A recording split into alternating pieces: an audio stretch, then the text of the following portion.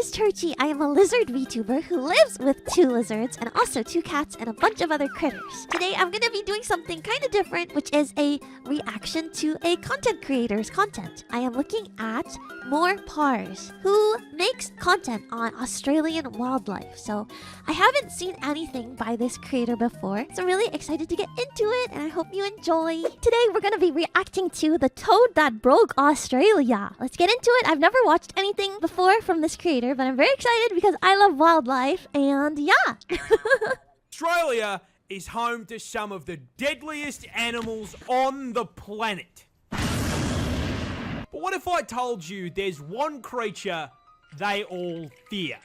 Why does this dog look like that dog that Coco likes to send?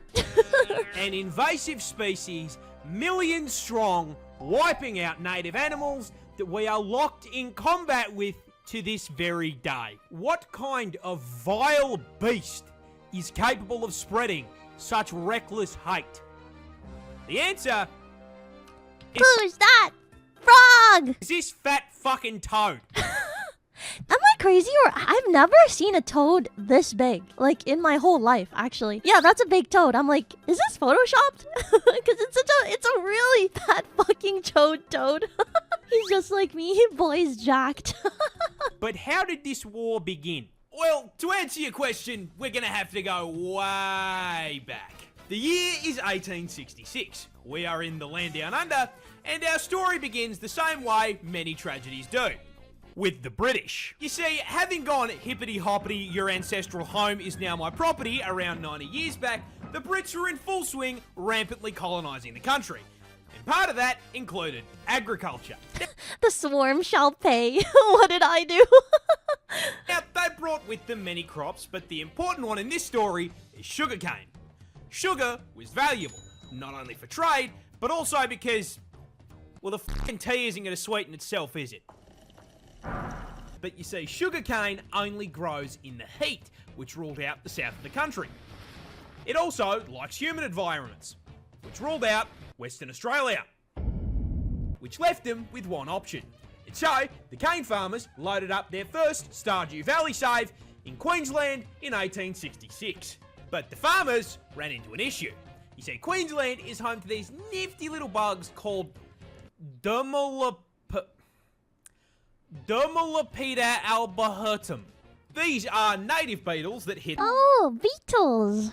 macros by munching on plant leaves.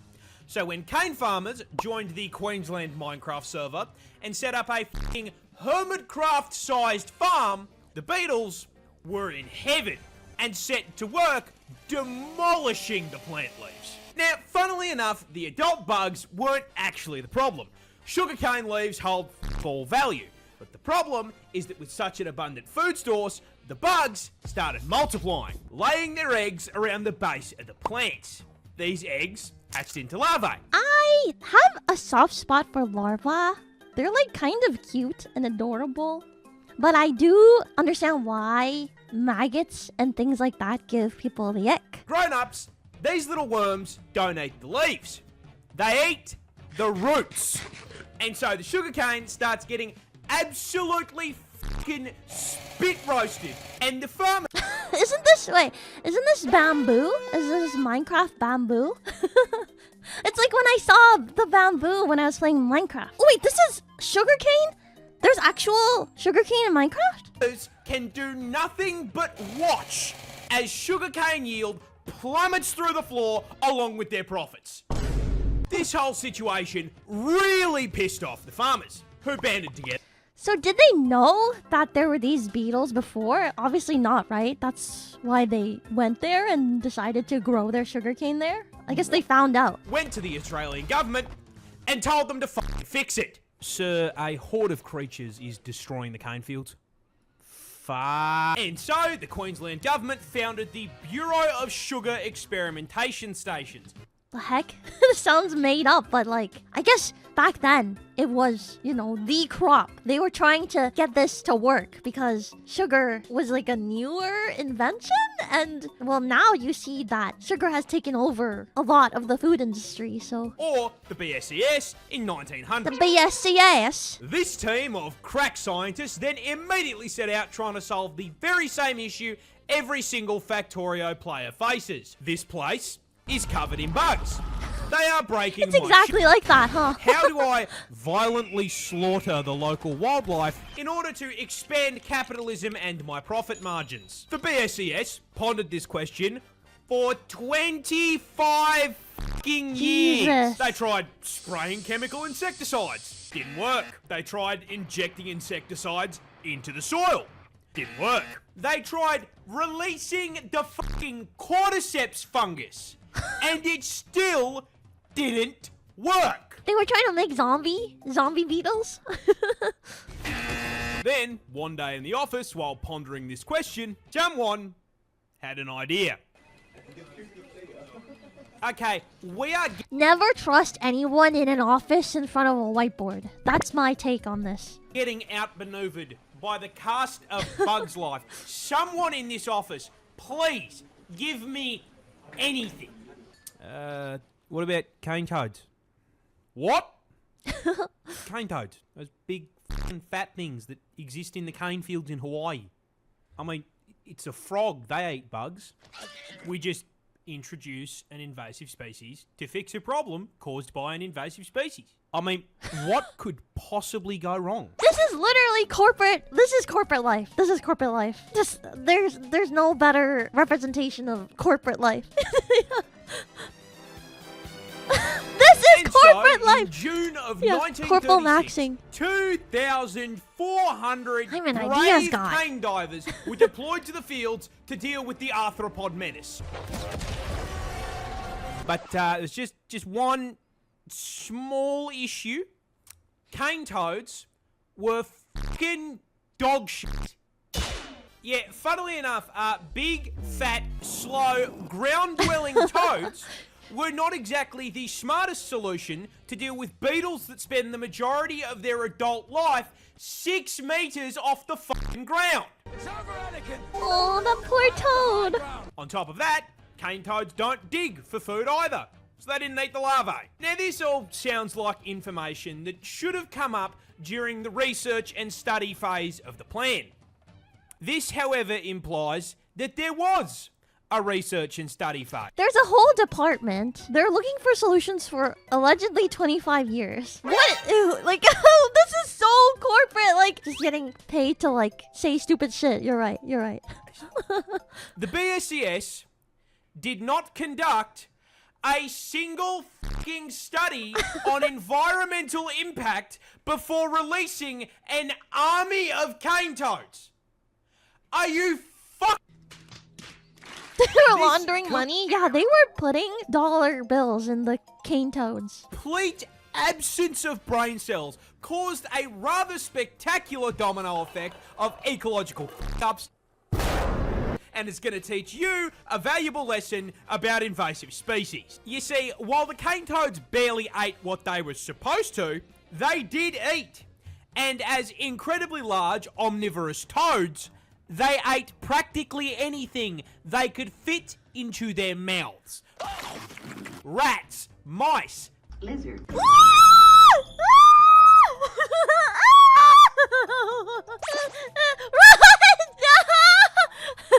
Not gore in my first reaction video. Well, that's not good. baby birds. It was the toad equivalent of fucking Kirby. And then, I'm just a little lizard girl. Toad, please, have mercy. like, the exact problem they were brought here to solve, with all that food, they started reproducing. Oh. A lot. In fact, female cane toads can lay anywhere between 8,000 to 30,000 fucking eggs per clutch. But I mean, this should not be too much of a problem. Australia is home to some of the deadliest creatures on the planet. Surely, the local wildlife has this under control. Now, does anyone eat the toads? Wait, what? Oh. The cane toads, they're poisonous. So those little bulges on the shoulder, those are parotid glands, and they are packed to the brim with bufotoxin. No, that's not a D's nuts joke. Got him! Now, whenever the adult toads are threatened, they will squirt this white, sticky fluid out of the glands. That is, horrifying. So they're huge. They eat everything, and they squirt. And when ingested, it does two things. One, makes you trip absolute balls thanks to the hallucinogenic bufotenin. And two, the other ingredient, bufogen, just straight up gives you a fucking heart attack. Leon! It's important to note that this toxin is also present in their eggs and tadpoles. Now, in their natural habitat, this isn't as much of a problem because everything around them has had thousands of years to get good. Yeah, it's crazy how evolution works, and, you know, maybe human beings should be more careful when they're trying to mess with the wildlife and realize that things haven't evolved over millions and millions of years to be where they are. And deal with this ass poison build by either developing immunity or learning to eat around the glands. But Australia is not their ecosystem. And despite all of the deadly animals we've got, they have had a grand total of 5 minutes to adapt to the presence of the fucking Calid toad. Now, quick question for the class. What happens to an animal population when there is nothing to eat it? It gets bigger. And so, shortly after being introduced, a rapidly expanding tyrannid swarm of toads began to spread across the country. The BSES noticed this and, did fucking nothing. Who worked here? Who was part of the BSCS? They picked like a couple random people off the street. You want to squat up? Because it technically didn't affect the sugar cane. The swarm spread further, occupying all inhabitable parts of Queensland, and they were laying so many fucking eggs that their clutches began polluting the waterways like a bufotoxin teabag, killing native fish as well as any animal. What if we imported the K-toad's natural predators? You just end up importing every animal from everywhere? Animals that drank from the water. The BSES did nothing. Those eggs hatched into tadpoles, which started killing more fish. The BSES still did nothing. The swarm advanced. The swarm? Reaching into the Northern Territory and New South Wales. When questioned, the BSES insisted the toads were doing their jobs and everything was fine. By the 1980s, the toads were now starving out or just fucking eating local wildlife and one-shotting anything that tried to eat them.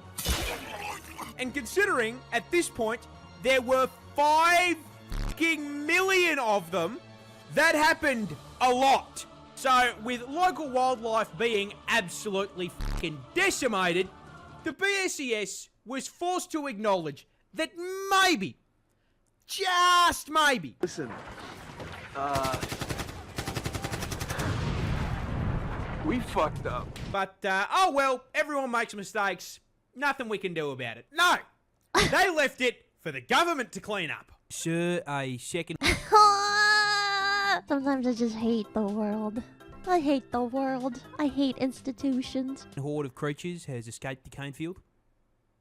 Fuck! Yeah, they realised just how much damage was being done and in 1986 began funneling federal funds into controlling the population.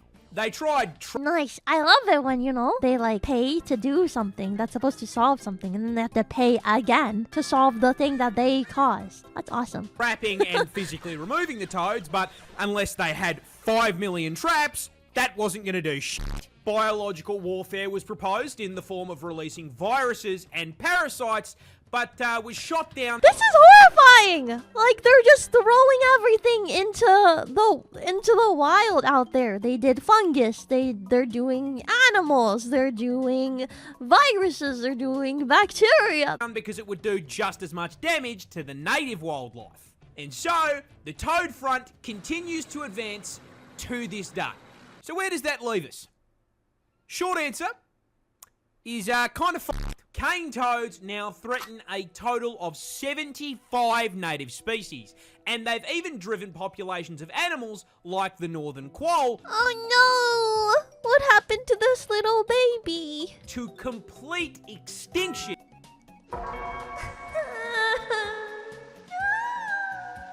That makes me so sad. Look at his little face. He didn't deserve that. The green screen. What the heck? I'm actually gonna cry. I hate it when species go extinct because of human interference. In parts of the country they infest.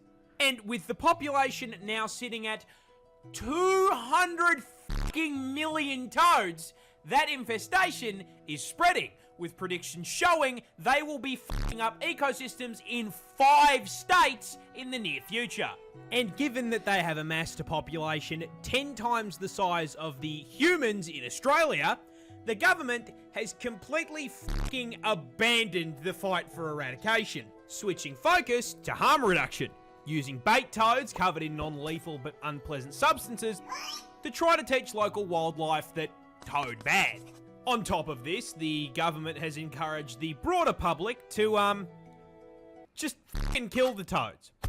You are supposed to do it humanely by catching them and sticking them in a freezer for 48 hours, but, most people don't want a frog taking up their freezer space, so they just use a golf club or a car. Driving in my car right after And with this being Australia, our Yeah, I mean, even when you have like feeder insects like I do, I've also looked up how to like humanely get rid of them, and a lot of the times they do recommend putting them in freezers because like it's like a gentler process. But I don't know if that's better than like doing a crush, like a quick crush. Like I don't know, but it's just what I've seen being recommended. wildlife is also putting up a fight. Keelback snakes, for example, are immune to their venom, and ricali and magpies have learned to flip them onto their backs before getting to Hey, yo, flip those MFs. feed.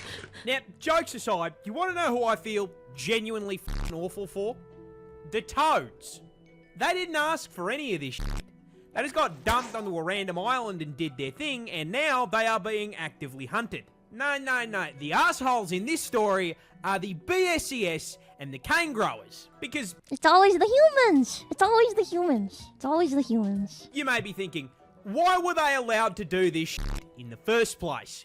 Well, that's the neat part. They weren't. The federal government banned the fucking idea when they came up for it in 1935, based on the advice of entomologists who rightly presumed the toads would become a bigger fucking issue than the beetle. This great toad, immune from enemies, omnivorous in its habits, and breeding all year round, may become as great a pest as a rabbit or cactus, perhaps.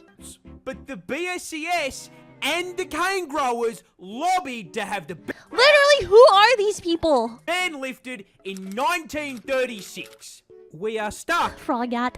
in Frogat. permanent toad combat because these dickheads looked at scientific advice and went, nah. The problem is, like, this is a tale as old as time, you know? There's been so many environmental disasters, also because of Corpa. Like, it's always because of Corpa. Just a bunch of random people who have no qualifications making decisions that fuck up the earth. You have got to be fucked. G'day, Merry Christmas, Happy Holidays, and thank That you was more so much PARZ. for watching. This More is the PARZ. first crack I have taken at a long form on this channel, and I'm That not was going to awesome. lie, I had a lot of fun working on it, so I hope you enjoyed. Also, a quick announcement if anyone missed it, we're partnered with Gamersubs now. Oh! The link in the code is in the description, so go grab yourself a tub, man. Also, just want to thank We love gamer each subs in and this every one house. of you watching this for literally changing my life. Clap, That clap, will clap. never Thank not you. mean the world to Thank me, you. so thank you. Hope you all have a bloody fantastic rest of your holiday period, and I will see you all next time. That was really good! good. That's the first time I've seen any of their content. I really enjoyed the editing. I really enjoyed the storytelling. I really enjoyed like the video game references. That was very fun. The issue is like this is happening all around the world. Like even in America, for example, there was a recent thing in Florida about iguanas, invasive iguanas. They've been falling out of trees in the winter because they get cold and they fall out, and people have been encouraged to just grab them and humanely dispose of them because there's invasive species everywhere, and 90% of the time it's because of humans importing pets or importing animals illegally and then just releasing them, or hitchhikers when people are traveling and things like that. So it's just like, I don't know what to say, honestly. It's just kind of fucked up. It's like it's gotten so out of hand. Like he said in the video, like there's people just like seem to be giving up on actually solving the problem because of how daunting it is. So yeah, thank you so much for reacting with me. I hope you enjoyed, and yeah.